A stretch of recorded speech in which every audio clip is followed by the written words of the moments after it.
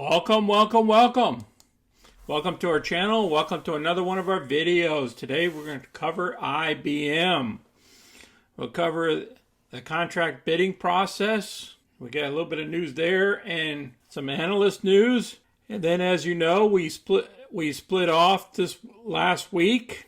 We'll cover that in our portfolio, what it looks like. And we're also going ex-dividend this week as well. And then we'll talk about where I think the stock is heading and our positions. If you're new to our channel, go ahead and click any of the money icons below to review our past videos. Please smash that like button and subscribe. So let's get busy. Here's our current position, IBM. Now, the split happened this past week. I ended up with 40 shares of RD when it broke off of IBM this past week, and that's how it looks like. We'll keep tracking it. And we still own 200 shares. I averaged down the position, and our average down position is at the 134 strike price. Our premiums and profits so far this month in November is $44.76. After you take out the margin fees from last month, it's $27.59, which is a 1.87% so far this month. IBM, it jumped up on Friday, 2.28%.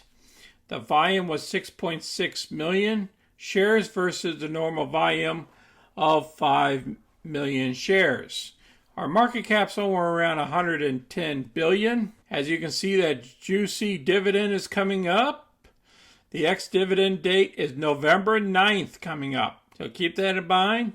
You guys are going to be picking up some cash here on this dividend. The analyst low side is 115. The high side is 172. The average is 150, and we're currently at 123 in between the average and the low side. Short interest is almost 3%.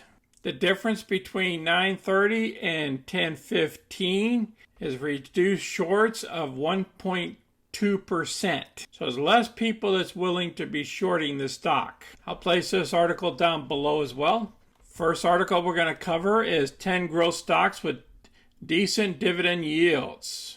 The debate around growth and value investing in the finance world tend to center around capital gains and dividend payouts, with both sides scrambling to outline how one may be better than the other for the short and long term. Our methodology, we choose growth stocks that also pay dividends. These stocks are useful for investors looking to buy stocks for total returns, dividends, and stock price appreciation. Yields of the following stocks are not that high, but their dividends combined with the stock price appreciation would provide a perfect combination to make profits for long-term investors. The hedge fund sentiment around each stock was calculated using the data of 873 hedge funds tracked by Insider Monkey. So IBM is number 8 on the list. Number of hedge fund holders, 41. The dividend is a 5.43%. Well, the bank will give you a 0.43% yield on your money, but they won't give you no 5.43% unless you buy into their bonds. Then they talk a little bit about the IBM and the company Canada Holdings that was broken off from the company, and that IBM recently announced that it has signed a partnership with McDonald's, the fast food giant, to develop voice recognition solutions based on artificial intelligence as labor shortages haunt the food industry. Then they talk about Errol Street Capital is a leading shareholder in IBM with 3.4 million shares worth of stock worth more than $508 million. I will place this article down below so you can review it, and then all the other stocks that it covers. Now here's a bid. Google to bid for Pentagon Cloud Computing contract. Oracle, IBM may join too. A lot of times IBM does not disclose on their biddings. But Google, they like to do that to pump their stock up. So they talk a little bit about the contract that it's a 10-year, $10 billion cloud computing contract that comes up in July. So I'll place this article down below so you can review it as well. Is it time to buy the Dow Jones' 3 worst performing October stocks? Now, as you know, IBM's one of them. Let's see what he talks about. Take IBM sell-off, for instance. All of last month's loss, and then some, was logged in one day a couple of weeks ago in response to a disappointing third quarter earnings report. Revenue fell just a bit short of most census, but perhaps more concerning, adjusted revenue fell slightly on a year-over-year basis. So they were disappointed in their earnings, and that's why everybody sold. They're talking about it here that it's a possible buying opportunity because of the sell-off. And they talk about the upcoming spin-off, which that already occurred this past week, and that shares of IBM presently priced at a modest 11 times next year's projected profits. Now, IBM's a moneymaker. Okay, that's why they can pay out those dividends. They make some serious cash, and they like to pay it out.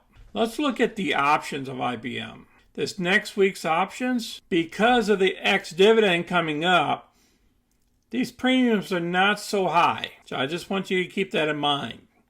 And there's not too much volume here as well. Same thing here, totally the opposite for the put side of the house. See, the put side of the house, they take into account the dividend coming out.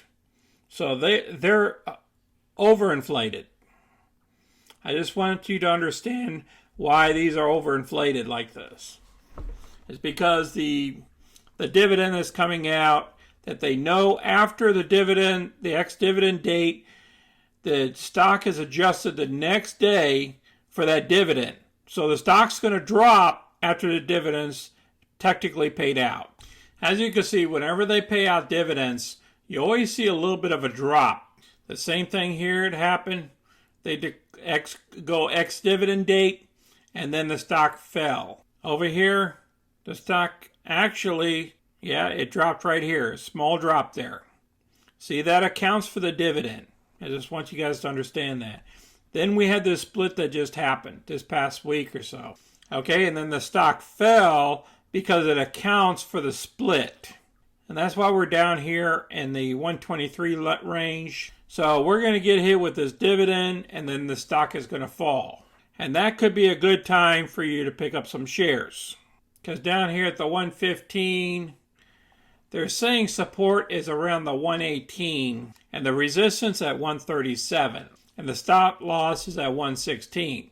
I would rather pick it up somewhere around between 117 and 118 so I can average down my cost basis one more time. So I'm looking at picking up another 100 shares myself. We'll see what happens after dividends paid out.